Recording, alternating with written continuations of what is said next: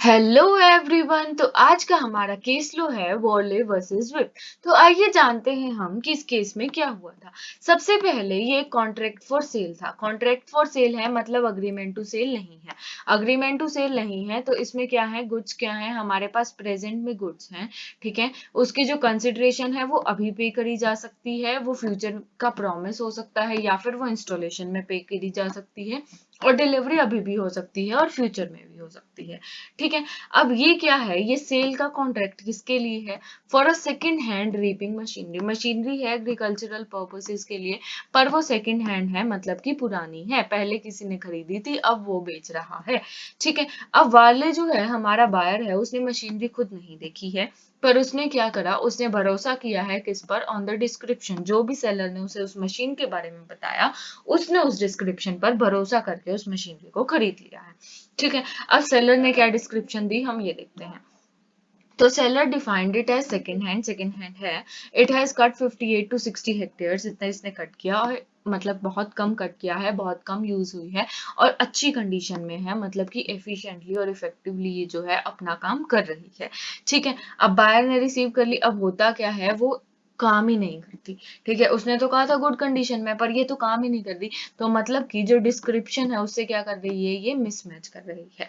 ठीक है, अब क्या हो गया, अब बायर के पास तो आ गई है। अब बायर के पास क्या क्या रेमेडीज जो हैं वो अवेलेबल हैं, ये हमारा आज का इशू है। तो डिसीजन में हमारा कोर्ट पहले तो बताता है कि ये क्या है, it is a breach of condition. ठीक है, ब्रीच ऑफ कंडीशन कब होता है? जब सब्सटेंस ऑफ जो कॉन्ट्रैक्ट है वही नहीं फॉलो होता। अगर मैंने एक स्कूटी खरीदी है, तो मैंने क्यों खरीदे है? जाने के लिए। अगर वो चले ही ना तो ब्रीच ऑफ, पूरा ही ब्रीच हो गया। ठीक है, तो उसका पर्पस ही चलना था, तो वही नहीं किया तो उसने पर्पस ही ब्रीच हो गया। ठीक है, तो ये हो गया कंडीशन। वैसे ही अगर मैंने मशीनरी खरीदी है तो मैंने काम करने के लिए खरीदी है, अगर वो काम ही ना करे, मैंने सजाने के लिए थोड़ी लिया, वो काम ही ना करे तो क्या हो गया, मेरे पास हो गया ब्रीच ऑफ कंडीशन हो गया। ठीक है, तो ब्रीच ऑफ कंडीशन है, उसकी हम रेमेडी लेंगे जो कि सेक्शन 12 में आती है। उसकी रेमेडीज क्या है कि हम कॉन्ट्रैक्ट को रेपुडिएट कर सकते हैं, कंडीशन को वारंटी की तरह ट्रीट कर सकते हैं, मतलब कि डैमेजेस क्लेम कर सकते हैं, प्राइस कम करवा सकते हैं, या फिर दोनों चीजें करा सकते हैं, या फिर ये जो कंडीशन है इसे वेव ऑफ कर सकते हैं। ठीक है, तो यहाँ पर क्या होता है, इन सब ऑल्टरनेटिव्स में से जो हमारा बोर्ले है वो क्या करता है, वो उसको रेप्यूडिएट करा देता है। उसके बाद दूसरी जो रेमेडी है अवेलेबल, वो है हमारे पास अंडर सेक्शन 15। सेक्शन 15 कहता है कि डिस्क्रिप्शन, कि अगर मान लो कि मेरे पास एक प्रोडक्ट है, मुझे ये खरीदना है, मुझे ज्यादा नॉलेज नहीं है। ठीक है, मैं क्या करती हूँ, मैं एक सेलर के पास जाती हूँ।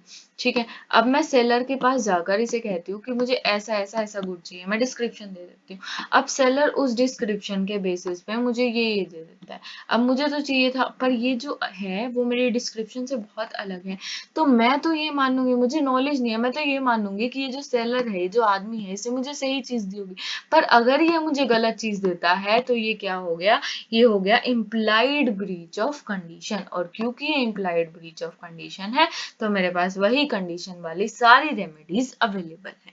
तो ये थी हमारी आज की वीडियो।